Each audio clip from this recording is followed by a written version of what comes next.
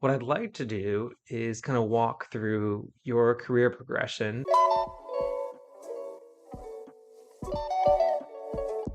I'd love to kind of just walk through your career. So, first out of school, your first job, you were a project manager slash engineering intern with City of Norfolk. So you worked for Yes. your city. And then after that, you went to work for ACOM, which I believe is a large contractor, right?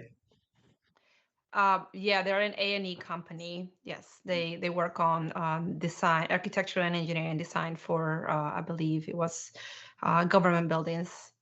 Yeah. Cool. And then after that, then you we worked for that shipbuilder, Newport News Shipbuilding. Hmm. And then after that, you worked in program management for them as well. And then Hmm. now you are the founder and CEO of your own leadership development consulting company. So really a really cool career progression. I wonder, what was your experience like working for a city? For the city of Norfolk. Yeah. It was my first internship and it was a great experience. I had an amazing mentor, and perhaps that was my first exposure to working with a mentor or even knowing what a mentor is like. One of the some of the best, um, I guess, lessons that I took throughout my career and I still take with me came from my mentor that was my manager at the time. So it was great, just a great experience. He was an amazing person, and he showed me that he valued me. He created projects that were meaningful for me to learn from. He, elevated me, built me up. He would take me, on the side to see the projects in person, to talk with the customers, and it was just a great experience all around. So it was amazing. Yeah, I think that those internships are just so wonderful. I same thing. There were so many lessons that I learned in my first ever internship that I didn't even realize I was learning in the moment about professionalism and just how to be a professional as Hmm. well and how to work. And I think that it's just so valuable to have those internships. And Absolutely.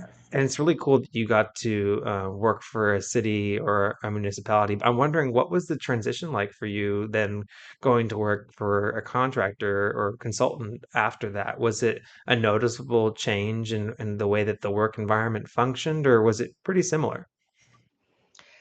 Yeah, so the city was definitely a different work environment than at A&E firm.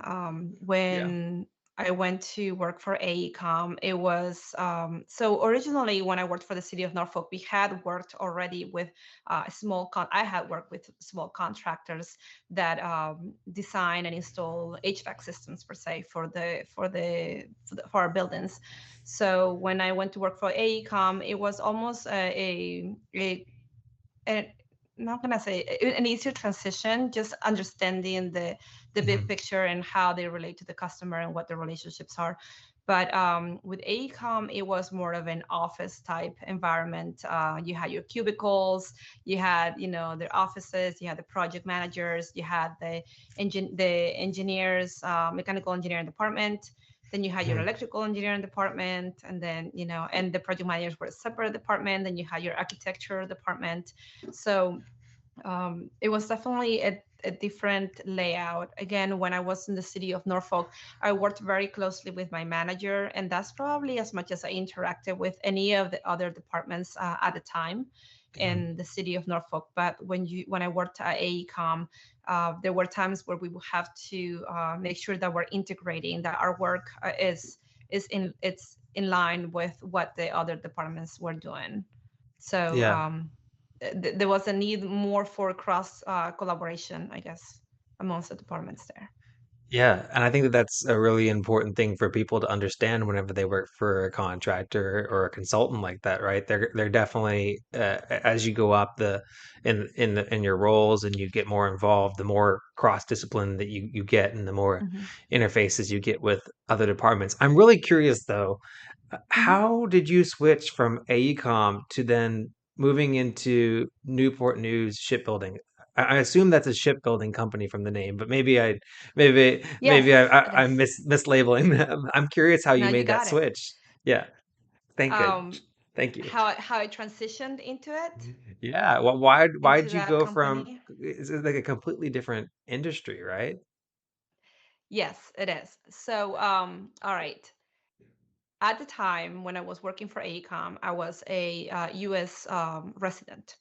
Yeah. So I don't know if you're familiar with the differences between like a U.S. resident versus a U.S. citizen when it comes to immigrants.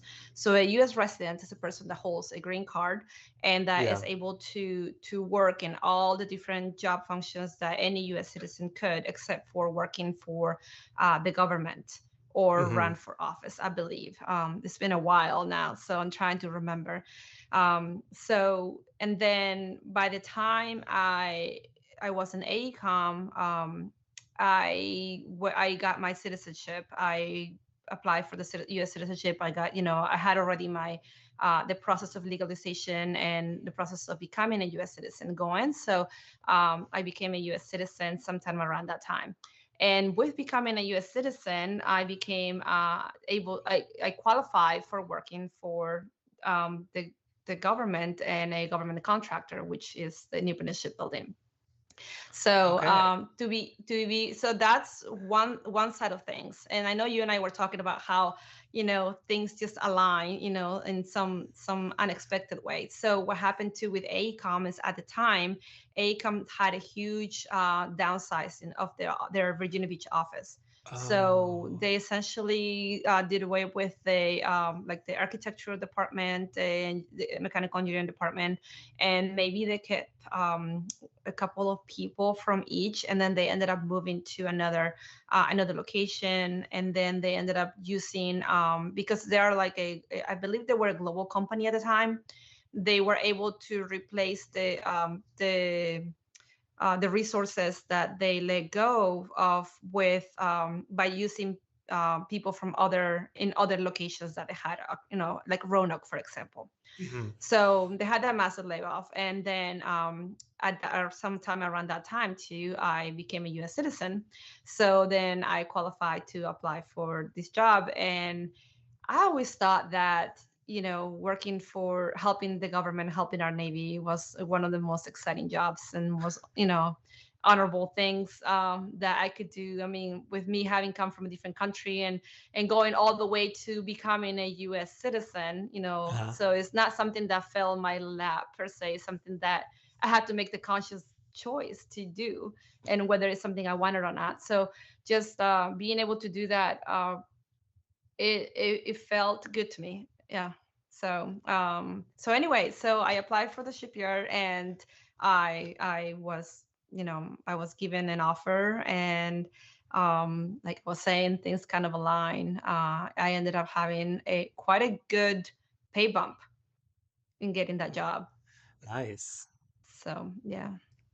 That's cool. Yeah, that is a massive story of accomplishment and Sorry, you might have to resilience for crop a you. little bit. No, no, no, that was perfect. No, I have a friend that is in that process right now. It makes sense that I think it's 2 years that you get your first. I think your first work visa out of coming out of school. I think it's approximately 2 years is what he was saying. I think he got a year and then he got another year for extension It's a kind of long automatically. process.